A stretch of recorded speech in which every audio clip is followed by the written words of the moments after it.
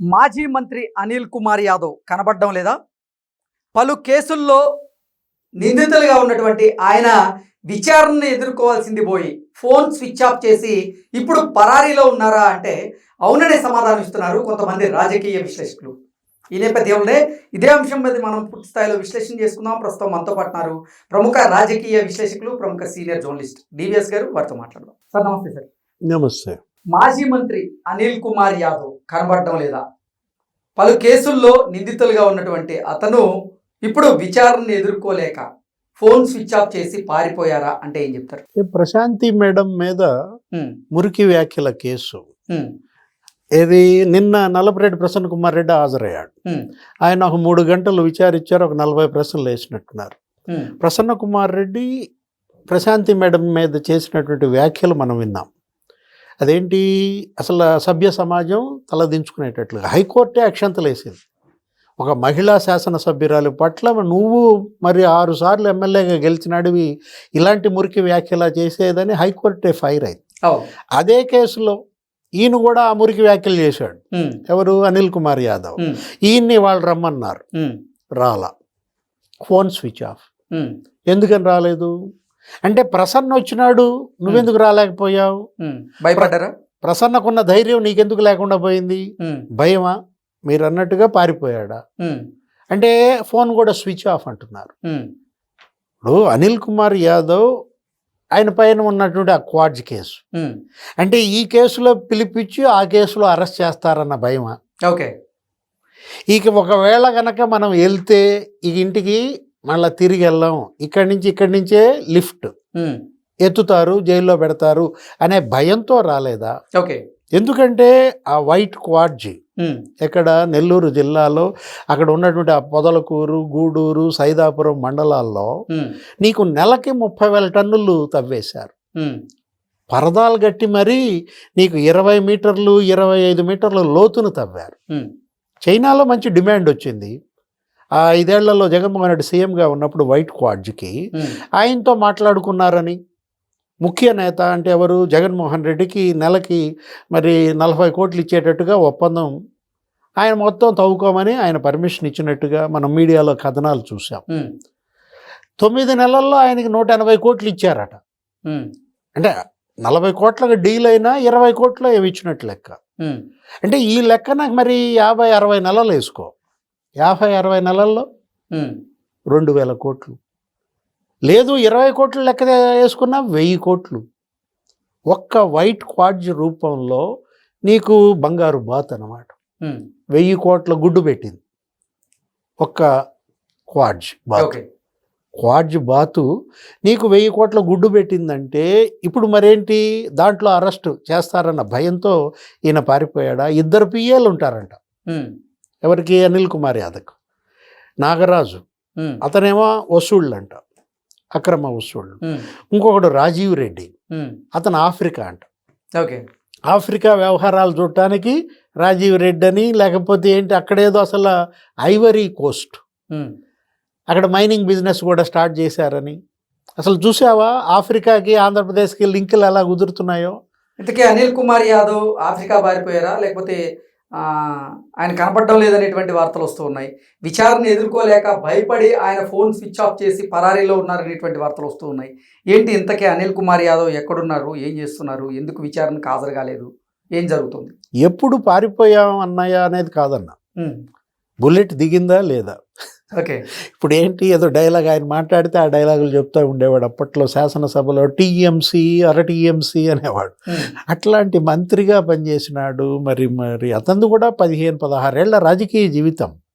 3-4 సార్లు assembly contest చేశాడు, 2 సార్లు గెలిచాడు, మన నర్సరాపేటలో ఓడిపోయాడు. అంటే పారిపోయే పరిస్థితి ఒక ప్రజాప్రతినిధికి ఎందుకు వస్తుంది? కారణం ఈ నల్ల డబ్బు, ఏది వైట్ చేసుకోవటం, అవినీతి సంపాదన. ఇలా కొల్లగొట్టిందంతా గూడూరులో, లేకపోతే అక్కడ సుళ్ళూరుపేటలో, నాయుడుపేటలో వెంచర్ల మీద వెంచర్లు. రియల్ ఎస్టేట్ మాఫియా అంట. అక్కడ 100 ఎకరాలు, ఇక్కడ 150 ఎకరాలు.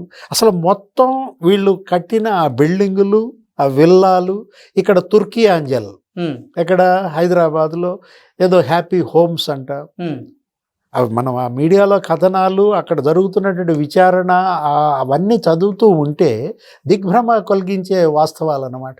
అంటే అసలు ఇతను ఒక పెద్ద టీం పెట్టుకున్నాడని. ఏంటి? ముఠాలు.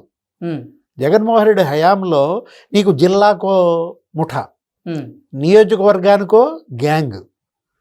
అసలు ఈ ముఠాలేంటి? ఇది నెల్లూరు ముఠా. ఏది? కాకాని గోవర్ధన్ రెడ్డి ఆల్రెడీ జైల్లో ఉన్నట్టున్నాడు. అది చిత్తూరు ముఠా. ఏది? తిరుపతి అటు చెవిరెడ్డి, లేకపోతే మిథున్ రెడ్డి, భూమన కరుణాకర్ రెడ్డి, పెద్దిరెడ్డి అనమాట. ఇది కడప ముఠా. ఏది? అవినాష్ రెడ్డి, సజ్జల, ఈ బ్యాచ్ అంతా వేరు. ఆకేపాటి అమర్నాథ్ రెడ్డి, ఇట్లా జిల్లాకు ముఠా తయారు చేశారనమాట వీళ్ళు. పల్నాడు ముఠా ఇక నేను నీకు చెప్పాల్సిన పని లేదు. నీది పల్నాడే, నాది పల్నాడే.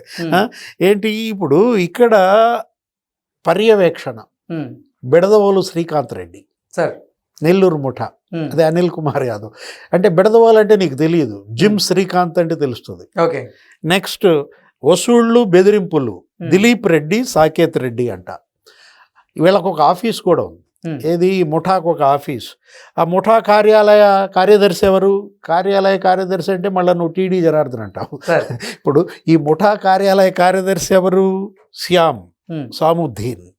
ప్రత్యేక చెక్ పోస్టులు నెల్లూరు జిల్లా నుంచి చెన్నై పోర్టుకి వెళ్ళే మార్గంలో పెట్టారంట చెక్ పోస్టులు. వీళ్ళే చెక్ పోస్టులు.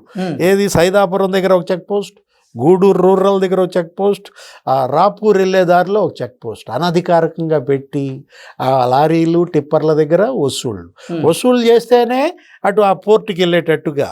మళ్ళా వీళ్ళ దగ్గర స్పెషల్ టాస్క్ ఫోర్స్ కూడా ఉంది. ఏది? ఈ టిప్పర్లు, ఈ వైట్ క్వాడ్జ్కి. అది 2 టోల్ గేట్స్ పెట్టింది ఆ టాస్క్ ఫోర్స్. తడ దగ్గర ఒక టోల్ గేట్, నెక్స్ట్ ఎక్కడ బోధనం దగ్గర ఒక టోల్ గేట్ అనమాట. అసలు ఏమి నడిపారు వీళ్ళు? నడిపింది ప్రభుత్వమేనా? వీళ్ళు చేసింది పరిపాలనేనా? ఒక గ్యాంగ్ నడిపారు, ఒక ముఠా నడిపారు. ముఠా నడిపినట్టుగా ప్రభుత్వం నడిపారు.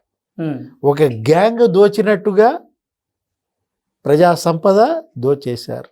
ఇప్పుడు పారిపోతున్నారా? ఎంత దూరం పారిపోతారు? ఎక్కడికి పారిపోతారు? కాకాని గోవర్ధన్ రెడ్డి కూడా పారిపోయాడు కదా. పారిపోయిన ఆయన పట్టుకొని జైల్లో వేయలే. ట్రిపుల్ ఆర్ సినిమా లాగా ఇప్పుడు అనిల్ కుమార్ యాదవ్ కూడా ట్రిపుల్ ఏ చూపిస్తున్నాడా? Andhra Pradesh to Africa Anil Kumar Yadav triple A. ఇప్పుడు ఆల్రెడీ టాంజానియా, లేకపోతే అక్కడేంటి ఆ జింబాబ్వే మనం చూసాం. చెవిరెడ్డి భాస్కర్ రెడ్డి, వెంకటేష్ నాయుడు, మొత్తానికి వీళ్ళకి బాగా ఆఫ్రికా కలిసి వచ్చినట్టు. ఆఫ్రికాలోనే నిజంగా ఈ మధ్య కాలంలో వాళ్ళు అనేక రంగాల్లో పెట్టుబడులు పెట్టినట్లుగా కొన్ని వార్తలు వస్తూ ఉన్నాయి. అసలు వైఎస్ఆర్సీపీకి ఆఫ్రికాకి ఉన్నటువంటి సంబంధం ఏంటనే దాని మీద కూడా రకరకాల వార్తలు అయితే వస్తూ ఉన్నాయి ఈ మధ్య కాలంలో. వాటిని మనం చూస్తూ ఉన్నాం. నిన్న కూడా మనం విశ్లేషణ కూడా చేసుకున్నాం. అంటే అది 20 ఏళ్ల బంధం. నువ్వు మళ్ళీ నన్ను 2 దశాబ్దాలు వెనక్కి తీసుకెళ్తావు. ఏది? రాజశేఖర రెడ్డి దగ్గర నుంచి బిగిన్ చేయాలి ఆఫ్రికాతో బంధం చెప్పాలంటే. అక్కడ ఎవరు? సిసి రెడ్డి. ఆయన అక్కడికి వెళ్ళడం, అసలు 1000 ఎకరాలు కెన్యాల్లో ప్లాన్ చేయడం, ఇక్కడ రైతుల్ని కెన్యా తీసుకెళ్తున్నా. ఆయన ఐటీ అడ్వైజరే రాజశేఖర రెడ్డికి. ఇప్పుడు ఈ ఐటీ అడ్వైజర్ జగన్మోహన్ రెడ్డికి ఎవరైనా? కేసిరెడ్డి రాజ్. లేకపోతే మొత్తం మనం టాంజానియా అక్కడ అసలు వాళ్ళు ఏంటి? అటు మ్యానుఫ్యాక్చరింగ్ సెక్టార్, తయారీ రంగంలో స్టీల్ ప్లాంట్లు, ఇనప ఖనిజ శుద్ధి కర్మాగారాలు. అంటే జిందాల్ ఇక్కడ పెట్టడం కాదు, అక్కడే పెట్టించారనమాట వీళ్ళు. జిందాల్ కాదు ఇంకొకళ్ళతో. ఫుడ్ ప్రాసెసింగ్ ప్లాంట్స్ అంటే ఏ సెక్టార్? Agriculture sector. ఇప్పుడు అనిల్ కుమార్ యాదవ్ ఈయనేంటి? ఈయనకి అవి రావు. ఈయన పెట్టుకుంటే వెటర్నరీ పెట్టుకోవాలి, లేకపోతే ఇక మైనింగ్ అనమాట. క్వాడ్జీ అదే ఐవరీ కోస్ట్.